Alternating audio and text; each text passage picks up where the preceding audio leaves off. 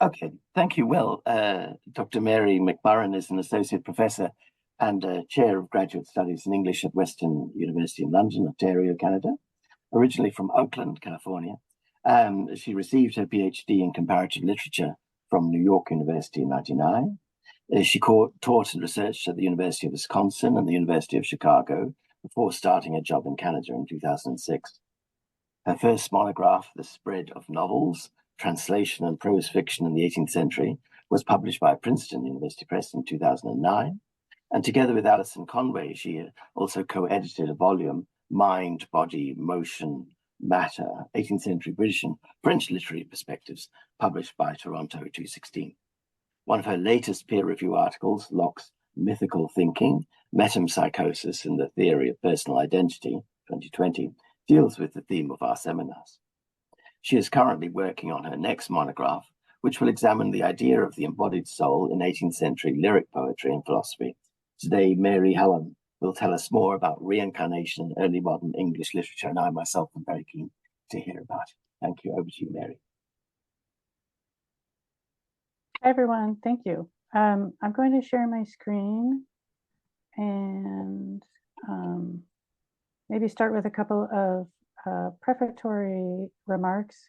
I was a delightful surprise to receive this invitation to speak to a research group in religious studies and metempsychosis in particular, which has been an interest and is at the intersection of so many disciplines. I want to start by saying I'm speaking on the lands of the Anishinaabe, Haudenosaunee, Lenape-Awak, and Chunungtun peoples, connected with the Sombra and London Township Treaties of 1796 and with the Dish with One Spoon Covenant Wampum. Maybe just by way of preface, I will say that my paper is about 17th century European ideas of metempsychosis in paganism, which is the study of non-monotheistic religions in this early modern period. I think my title is slightly different than advertised. The paper and the book project I'm working on investigate pagan notions of body-soul relations, including that of metempsychosis. It's a topic that in this period is embedded in theology, but also in natural philosophy. It's found in literary works, especially lyric poetry, and I would argue undergoes a real kind of intensification in the middle and later 17th century in the wake of lots of kind of broad changes in thought, not least Cartesian dualism.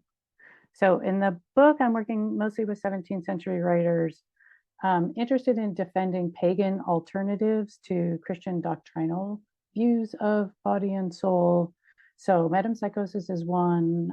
It's also about pre-existence of souls and the kind of corollary idea of soul vehicles.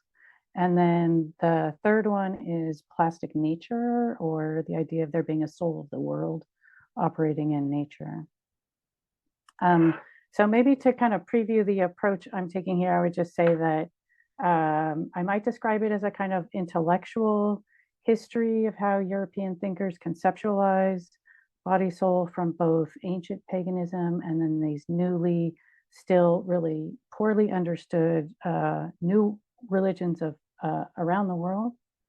And so as a history of concepts, there's kind of an emphasis on the philosophical idiom that European ideas of pagan metempsychosis are sort of situated in. But then I would also say my approach is really informed by literary studies, although I'm not really going to talk about any particular poems or 17th century literary works. It informs my method of close reading the language of any sort of discourse, and in particular kind of draws my attention to how 17th century views of pagan philosophy and theology of soul cannot help but be intertwined with things that are normally kind of categorized as literary. So fiction and fable and the language of metaphor and simile, for example.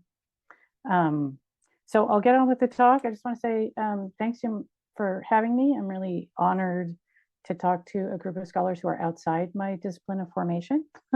I look forward to hearing your perspectives and conversation afterwards. This piece is in progress, so all feedback is welcome. So I will get started with the talk and I don't think it will go more than about 35 minutes. So for 17th century Europeans, metempsychosis is ancient and pagan. It belongs to the dead religions of Greco-Roman antiquity and to religions in Asia and the Americas, which are of ancient origin, but still alive and well. As Christians, European writers typically deride this non-doctrinal pagan notion of the transmigration of soul as a false delusion, what they often call a ridiculous fiction or confused idea. As religious studies scholar Zhang Ni writes, paganism in general is a stigmatized countercategory to monotheisms, everywhere reputed into being, end quote. We can note that the Latin term paganus originally signifies countryman or civilian, but in late antiquity, with the rise of Christianity, its meaning is twisted into that of heathen, possibly in an effort to ostracize the rural populations who continued their non-Christian practices. As Zhang Ni observes, such stigmatized so-called false religions are, quote, identified at times of social and cultural changes, especially during boundary crossing interactions, end quote. Recent scholarship demonstrates that early modern transoceanic interactions of Europeans with peoples of Asia and the Americas coincide with a major shift in their ideas about pagan religion. Accounts of religious customs from travelers, merchants, and missionaries circulate at the same time that a bounty of new information about Mediterranean antiquity and its pagan religions is produced. The result is widespread comparisons of pagans past and present. Comparative treatises by 17th century learned writers, a few of whom are Pignoria, Peresque, Selden, Vossius, and Kircher, dredge textual as well as visual and material sources to manifest striking parallels between pagan religious practices, including metempsychosis. The broad consensus in most of this current scholarship is that this golden age of paganology, as Jan Assmann calls it, is that comparison galvanizes a modern, progressive understanding of religion. From the imprecise potpourri of idolatries, the anthropological study of religion seems to emerge. Most of these studies trace the 17th century beginnings of a modern social science of religion to the development of empirical methods in philology, archaeology, and the ethnography of customs, rites, and ceremonies that lead to a skepticism of previous hard truths, such as biblical chronology. By the early Enlightenment, this argument goes, encyclopedic works on the religions of the world seem to ask readers, quote, to grasp the wonder of religious diversity for themselves and to seek understanding of the world's religions, end quote. The display of paganism in such books often focuses on external aspects, which, as Peter Harrison has argued, helps bring about the concepts of religion and the religions as we understand them, end quote. This new plurality of religions then supplants, eventually, the Christian lumping together of various religious practitioners into the category of idolater or heathen. And by the 19th century, according to most studies, we can see that Buddhism, Hinduism, Confucianism, and Zoroastrianism are acknowledged to be distinctive cultural traditions. In this paper, I want to look a little bit more closely at the role of transmigration of soul in this now standard story, that paganology is the gateway to a liberal science of religion. Metempsychosis is a major topic of comparison in the 17th century accounts, but I argue it also exemplifies the limitations of simply folding pagan soul into rationalist secularist anthropology. For one, the role of observable externalities like ceremonies in early modern paganology, which is a key to its new anthropological status, seems to represent the 17th century's nascent empirical epistemology and its commitments to knowing through perception. Yet metempsychosis is the imperceptible transport between two physical bodies, not a phenomenon which can be witnessed or described. At the same time, however, soul is eminently observable in a body by the fact that that body is alive, and equally observable when it is not in a body, when that body is not alive. So I'm going to revisit a few of the frequently cited 17th century sources on metempsychosis to show how it is unassimilable to this kind of evidentiary approach and instead presents a tougher challenge of explaining unseen soul and how it is embodied. As much as this proves to be a difficulty for Europeans' conceptual frameworks, These paganisologists also recognize that metempsychosis is a shared, intuitively familiar, eminently comprehensible, and even sustainable way of addressing soul-body relations in non-humans and humans. So this is going to be the first section, kind of going over historians' view of paganisology as a comparative practice. Several historians have traced paganisology in its comparative practice in the erudite cosmopolitan European networks of figures such as Lorenzo Pignoria. As Martin Mulsau writes, Pignoria illuminates an early modern history of religion with its, quote, inductive demonstration of historical relationships between antique paganism and false religion in the New World, end quote. Although Pignoria works within pre-established distinctions between true and false religion, according to many of these recent studies, these comparisons open up what they call a free space of debate, which do not simply reinforce the superiority of Christianity. Pignoria's study of Japanese materials, for example, supplied by a correspondent, focus on the external appearance of the figures, and this leads Pignoria to, quote, a doubt about the rightness of dismissing these figures as a degeneration of Christian revelation or as mere products of a diffusion of idolatry throughout time and space, according to Paula Wisk-Jacosa. When she refers to the diffusion of idolatry, Wisk-Jacosa signals the idea that pagan religions could be seen as traces or corruptions of a primitive monotheism or a degradation of some version of a universal religious truth, which had its ultimate source in Mosaic revelation, or as Neoplatonists believed in the Prisca Theologia, a single eternal theological wisdom, and then spread almost contagion-like across the globe in a distant past.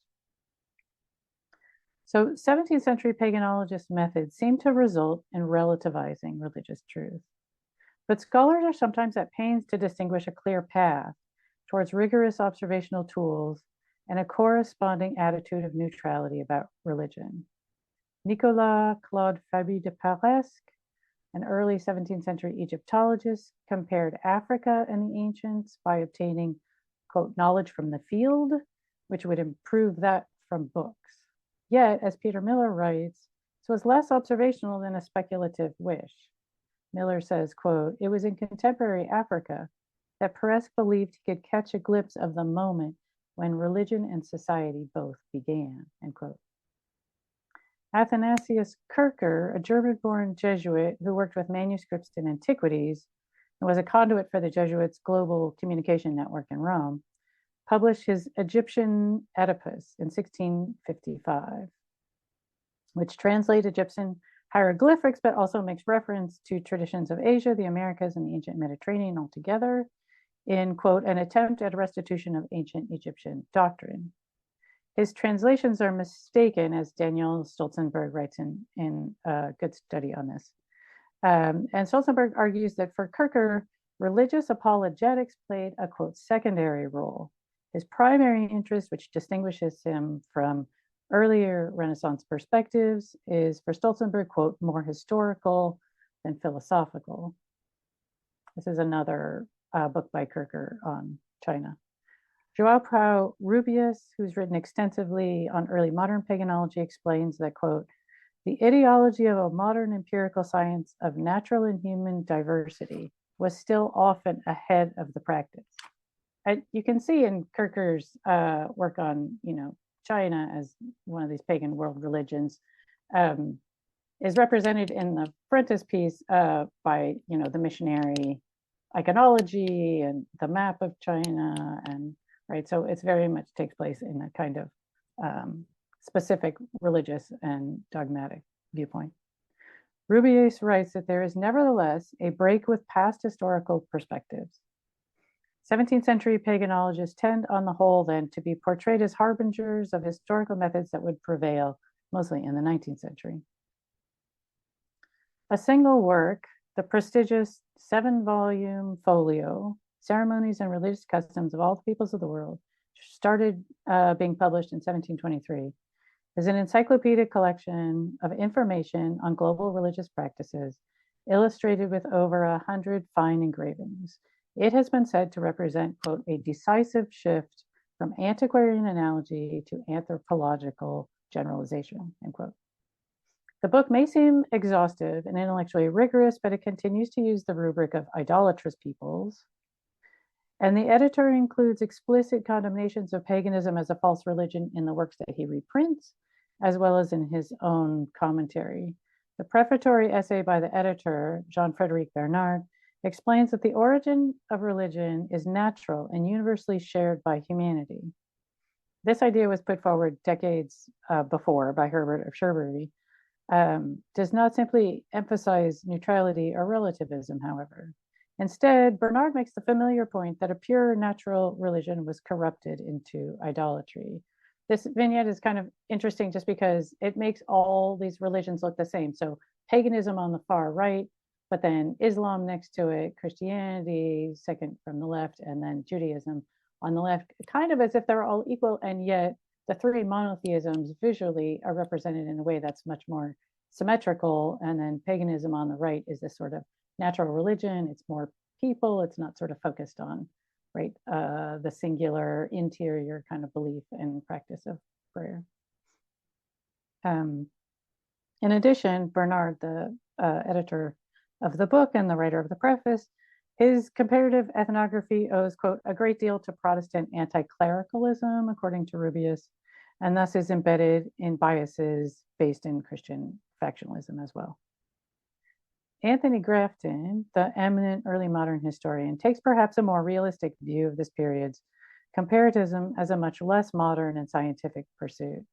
In place of progressive views, Grafton demonstrates a persistent intellectual dogmatism. Quote, most of them took resemblance as proof of identity, even when the resemblance in question was slight, end quote.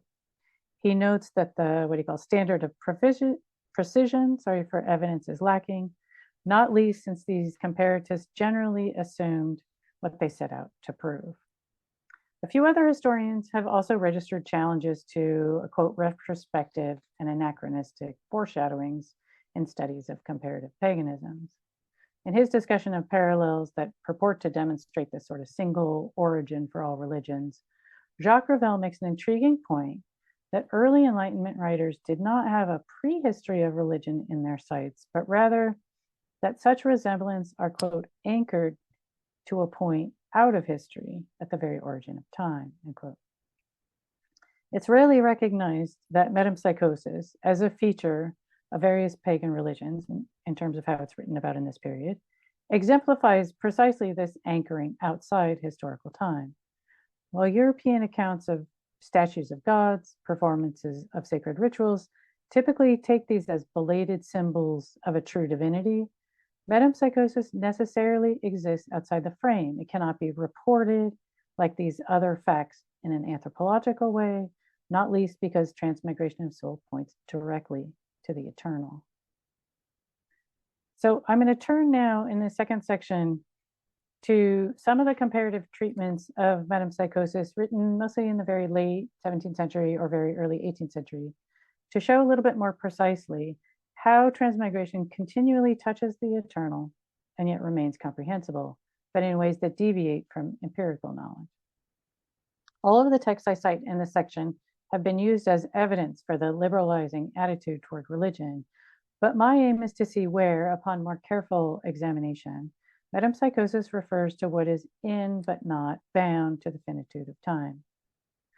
So one example of this comparative metempsychosis comes from an aide major at a French garrison at Pondicherry named La Créquinière. He publishes a comparison of the Tamil Hindus of the Coromandel Coast and Judaism in a French work in 1704, translated into English as The Agreement of the Customs of the East Indians with Those of the Jews. And translation comes out just a year later in 1705. He seems to have no real access to Indian textual sources and professes interest in their beliefs and customs as, quote, precious remnants of antiquity, end quote. This is his title page. In a very brief chapter devoted to metempsychosis in India, he induces from his observation of the care that animals are given in the hospitals of Surat as proof, this is where he uses, of the doctrine of transmigration.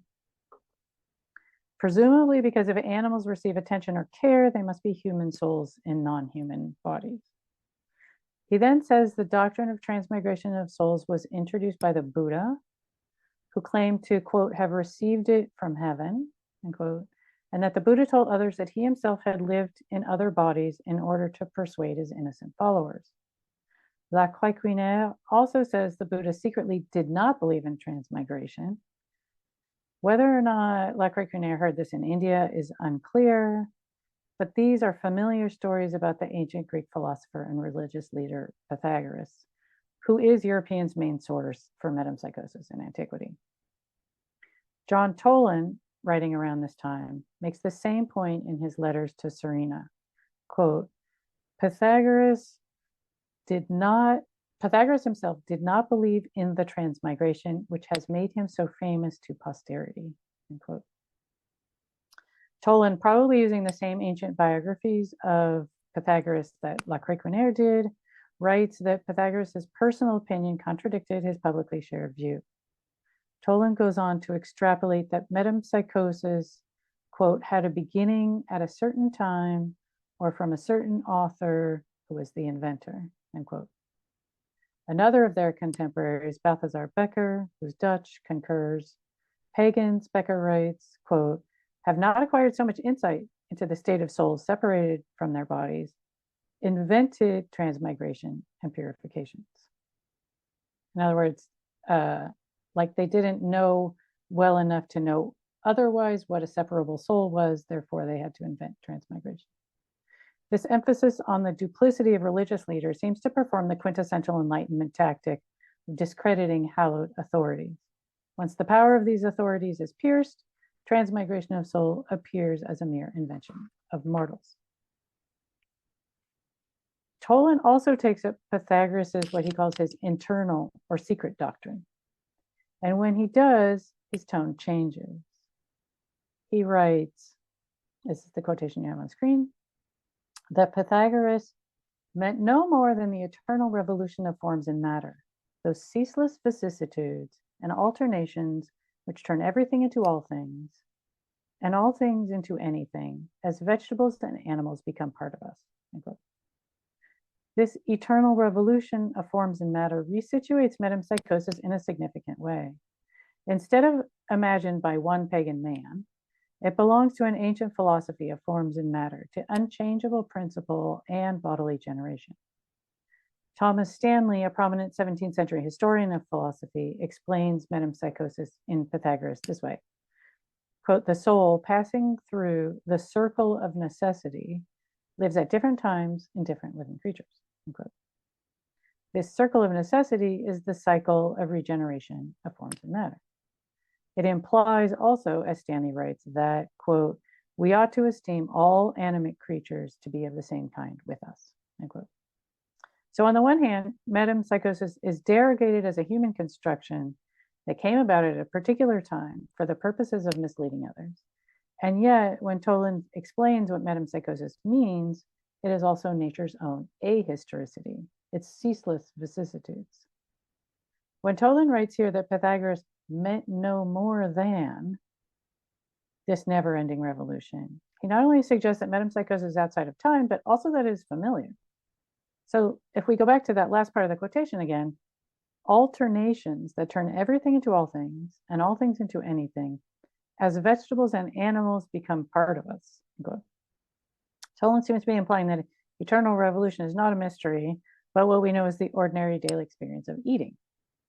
Metempsychosis might be a false religious belief from one perspective, but from another, it identifies a fundamental idea of being as an unending organic regeneration. Lacroix-Quinaire, in fact, had made a similar gestural shift from the untruth of metempsychosis to its ahistorical reality.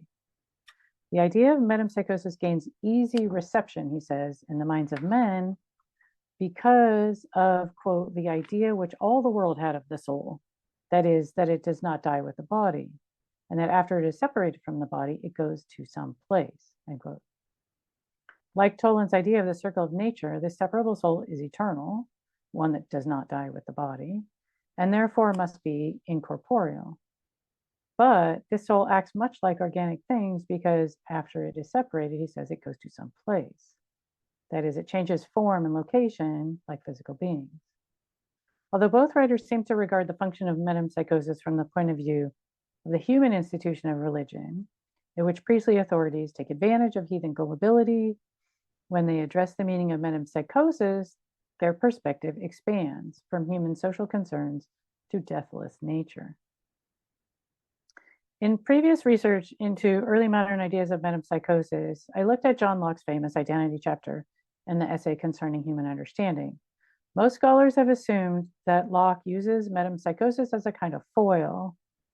It was simply an absurd fiction that could be dismissed in order to make his own argument for personal identity.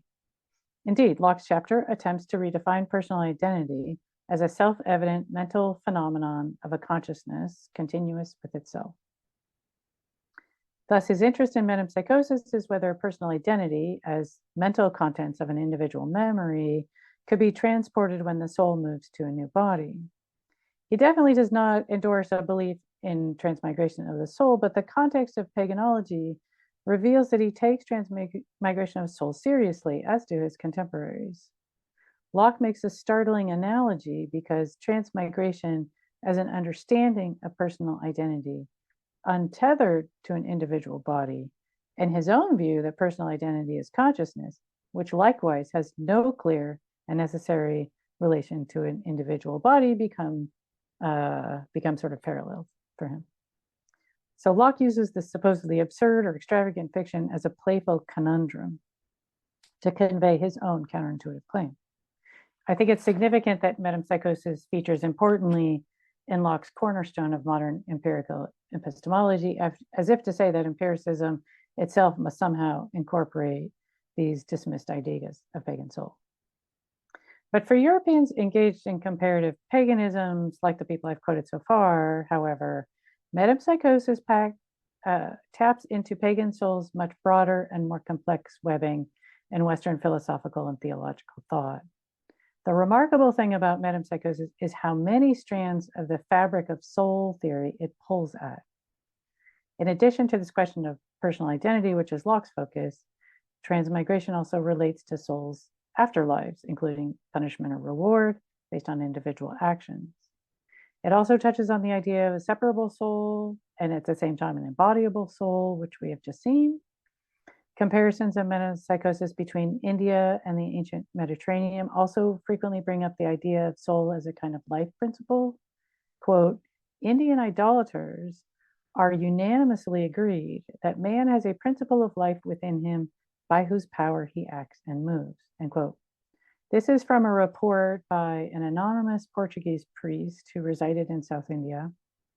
It was translated and circulated by a French writer and then reprinted in many other travel accounts and encyclopedias of world religion.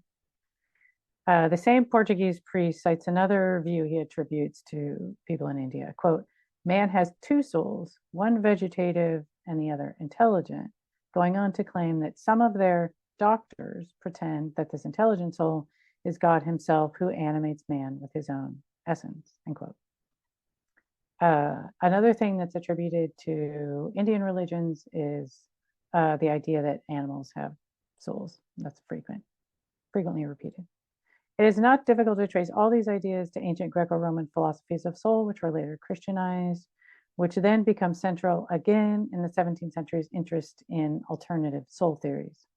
For example, the idea of the soul being a principle of life comes from Aristotle's De Anima, which is a basic textbook theory, but continuously debated in early modernity because of its pagan leanings and implications. The two-soul theory is also among the more controversial topics regarding soul and human nature in the 17th century, as is the idea of animal soul because of their unorthodoxy. So metempsychosis is therefore frequently relayed not simply as a pagan belief, but in terms and propositions derived from this philosophical legacy. Metempsychosis becomes meaningful then as a confrontation between a religious framework that sees it as an idea of superstitious peoples and these authoritative philosophical arguments about the connection of a biological life and eternal divinity.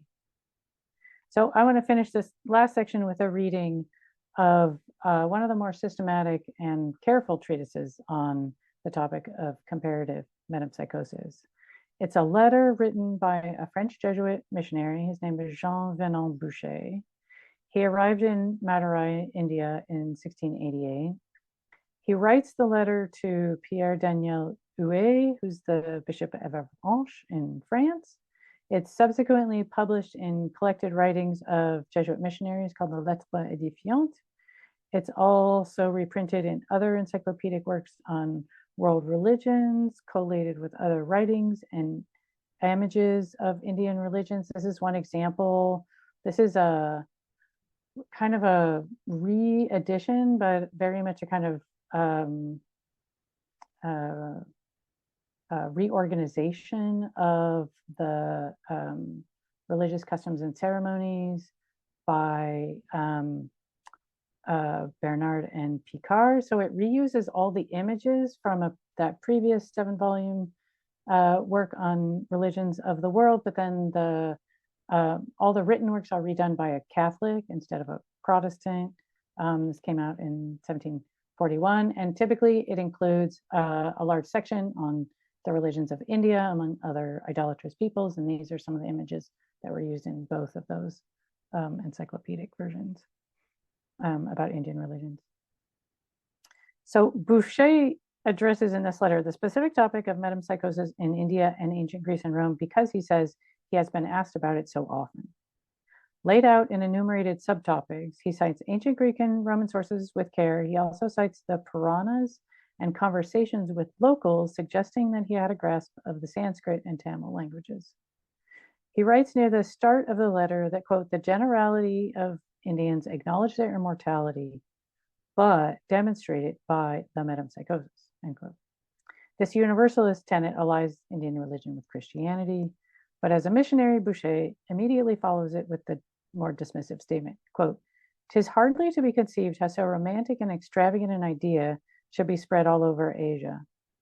Quote, and notes it is found further afield in the Americas, in Africa, in ancient Egypt, spread widely in antiquity by Pythagoras, common among the very first Christians, as well as among Jewish people, and on Julius Caesar's report that the Druids believed in it. Unlike many of his contemporaries, Boucher resists speculating about the origins or diffusion of metempsychosis. His opening statement simply puts monotheism's kind of abstract, transcendent truth of immortality against the widespread error of pagans, which is common in treatises on idolatry. But the more that Boucher pursues metempsychosis, this division of truth versus religious error is suffused by difficulties of what transmigration of soul is and how it can be explicated. So I'm going to move to one of his subtopics, which is a comparison of how metempsychosis is taught and understood in India and in Greek antiquity. So he states that transmigration of souls in both traditions is taught in the form of similes. The first simile is that soul is confined within a body like a bird in a cage or a man in prison. The second is that the soul is like a tenant in a house. One takes care to preserve the house, but quits it when it is no longer tenable and gets possession of another.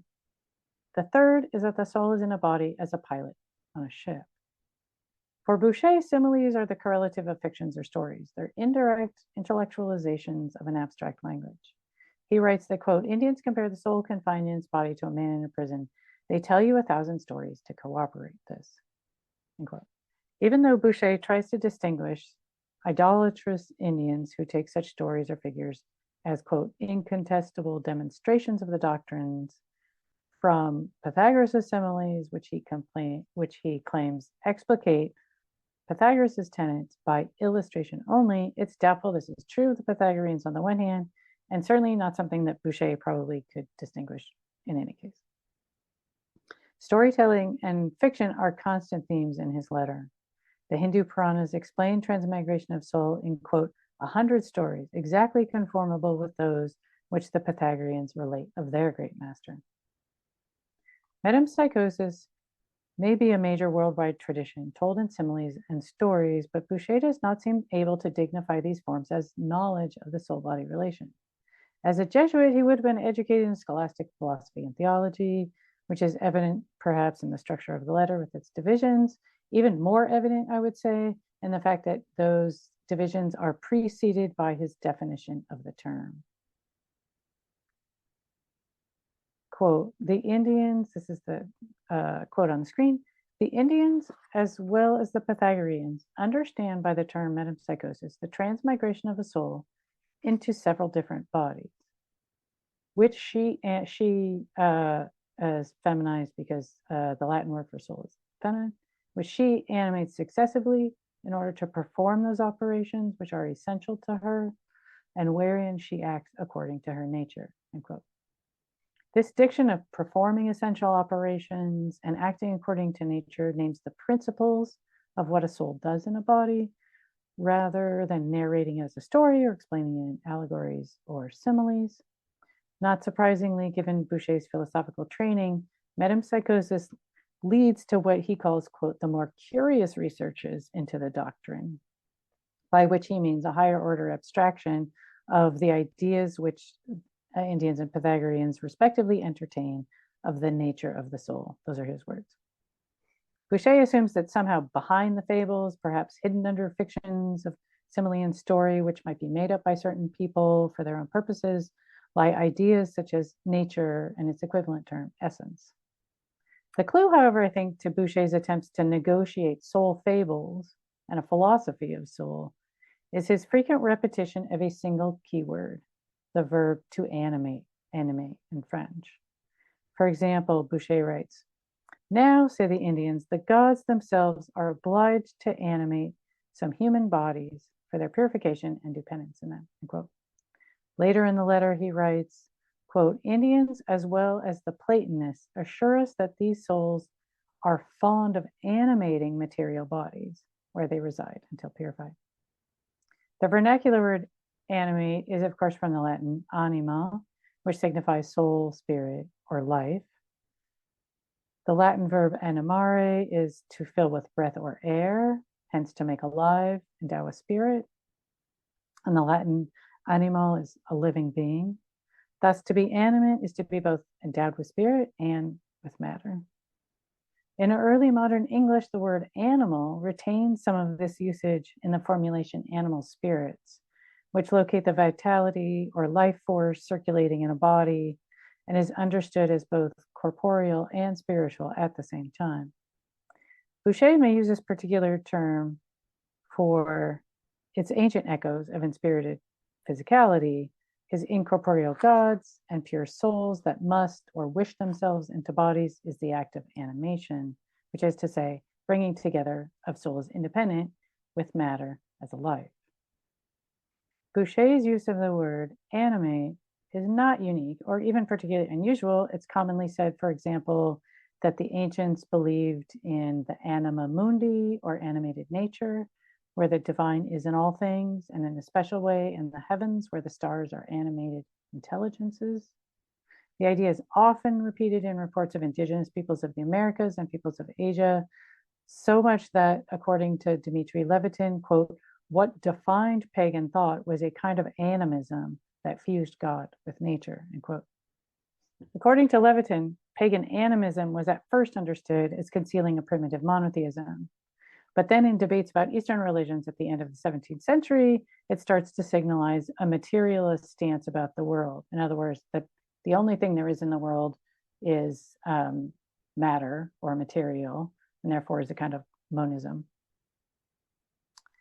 I would say that although this shift from primitive monotheism to materialism, substantiated by the text that Levitin cites, the issue of animation is not confined to these Western positions about religion on the one hand, primitive monotheism, and philosophy on the other, materialism. The relation of the divine presence in the physical world reverberates, I think, as a question that could not be settled, but one that animation reaches towards.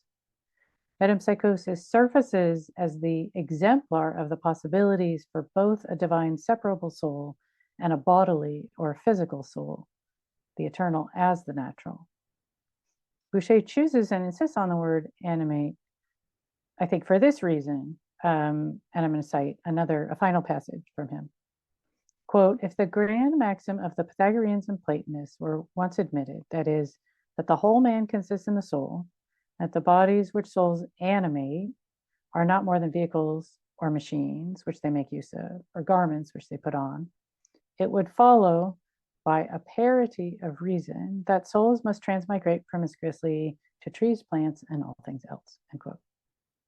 So the soul does the animating of otherwise inert bodies here as the essence of living creatures, but admits that such a principle cannot be confined to human nature alone and must encompass all diverse living things in the world. So with the term animate, Boucher conveys the wheels of motion, always conjoining and separating, that metempsychosis identifies better than his own conceptual language of essential operations and the nature of being. It's not, I think, coincidental that despite his mistrust of stories of metempsychosis in India and antiquity, Boucher refers in this letter to Ovid, whom he calls, quote, a professed Pythagorean, whose Metamorphoses is a collection of stories of transformations of gods to humans or animals, humans to animals, and vice versa. The letter does not succeed in exposing the unseen in the fable as an intellectual insight, but must rely on these stories, in fact, to define metempsychosis as the alternations and mobilities of life. So to sum up and conclude, historians of early modern paganism discover in these works the beginnings of an objective attitude toward religion, one which relies on taking religion as a solely human phenomenon in which the divine is no more than a mental impulse or a social behavior. This view can defang Christian supremacy, but such studies, rooted in and supportive of the Enlightenment's own view of itself as secularist and progressive, have a tendency to overlook that the hierarchy of Christians over idolaters was largely replaced with one where rational, civilized peoples are superior to superstitious and naive peoples deceived by their pagan priests. Such a view, I think, is too easily complicit with racialized imperialism and humanocentrism. I've tried to show that metempsychosis is an exception in this early modern paganism because it cannot be subjected to nascent evidentiary methods, nor is it neutralized. Even the writers who treat metempsychosis as a superstitious human invention also engage with it as a natural truth. Toland's eternal organic life cycles, La Crécuneur's separable traveling soul, do not disregard the ways that transmigrating spirit is not really reducible to a superstition and, in fact, is ontologically real for people. Ultimately, metempsychosis is more regressive than progressive. When explored for its own sake, it returns European writers to conceptions of being that are never simply answered or accounted for. Boucher's use of the word animate suggests the dynamism of metempsychosis, which can't be tied down in his conceptual language, and intimates a more extravagant, what he would call extravagant language of stories and metaphors. Together, I think these writers reinforce an intuitive understanding of the corporeal as not simply finite, and the divine as not simply transcendent, and just as importantly, to a nature in which soul is not quintessentially human. I found this, I'm gonna stop sharing.